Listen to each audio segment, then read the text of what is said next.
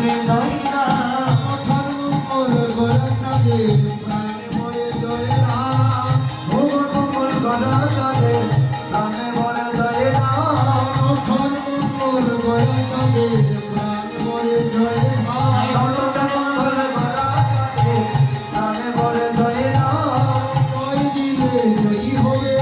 জয় দিলে জয় হবে জয় দিলে জয়ী হবে জয় দিলে জয় হবে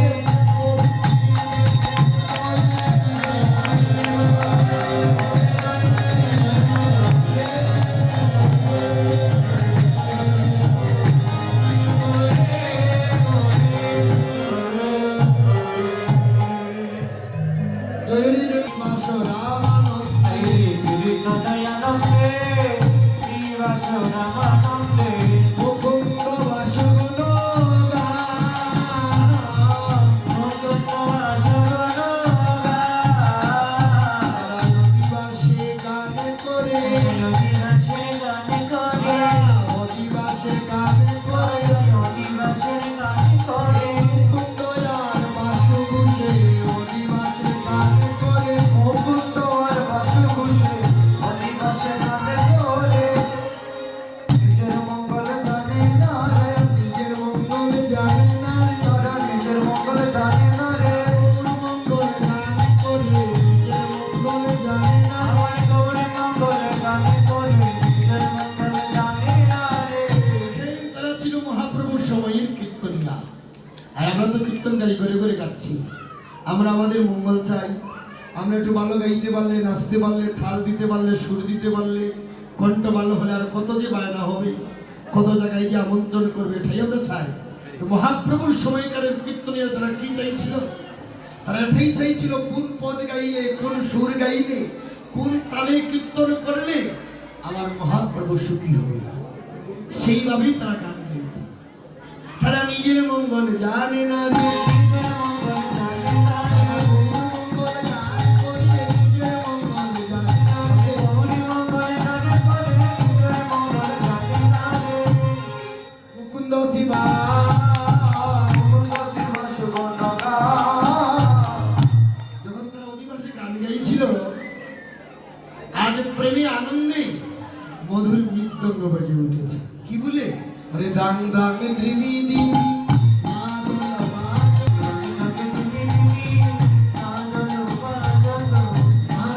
মন্দিরা রসা বেজে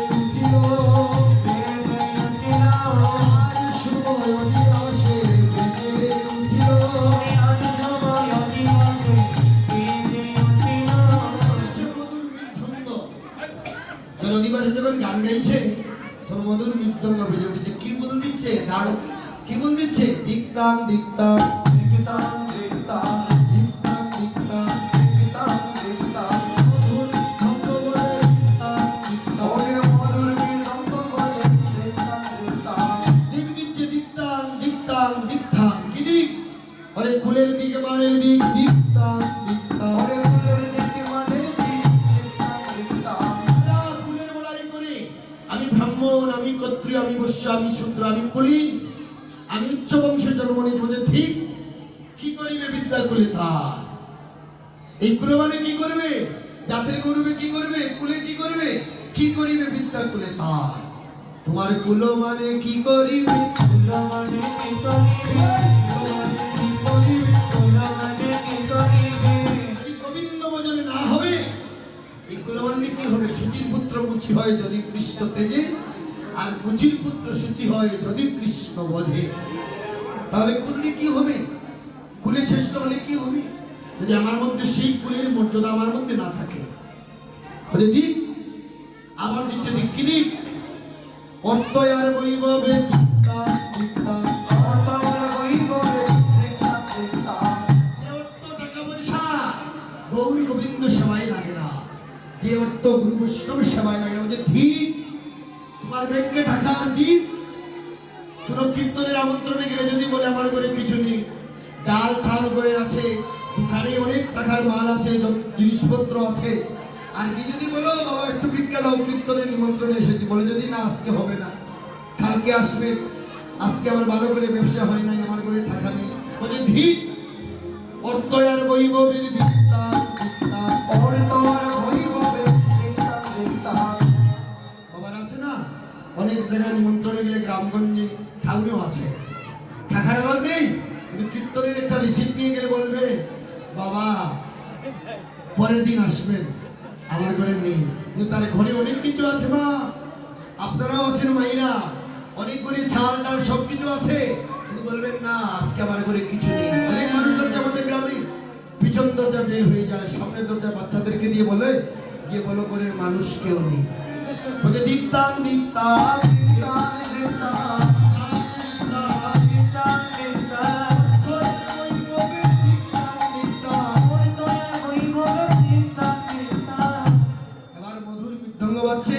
মধুর করো তাল বাজছে, শঙ্খ করো তাল ঘন্টা রবলো, শঙ্খ করতাম ঘন্টা রবলো। হলো পদক লেখা।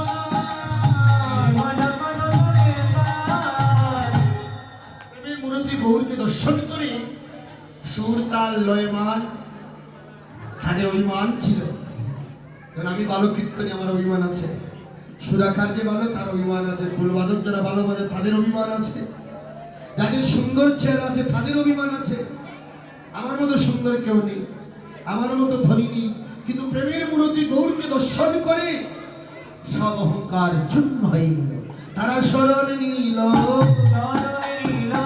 শরণে নিল। অভিমান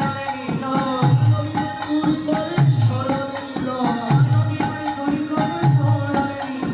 মহাপ্রভুর পদতলে শরণে নিল। অহংকার মঞ্চ থেকে নেমে তারা মহাপ্রভুর সুশীতল চরণ তলে শরণ নিয়েছে। এবার নদিয়ার ভক্তর সবাই মহাপ্রভুকে দর্শন করতে এসেছে, কেউ কিন্তু কালিয়াতে আসেনি। এর জন্যই কোনো কীর্তনে কোনো মন্দিরে গেলে বাবা যাদের অর্থ আছে অর্থ দেবে, যাদের অর্থ নেই মায়েরা দুটো ফুলও নিয়ে গোপালজির মন্দির ওরে ওরে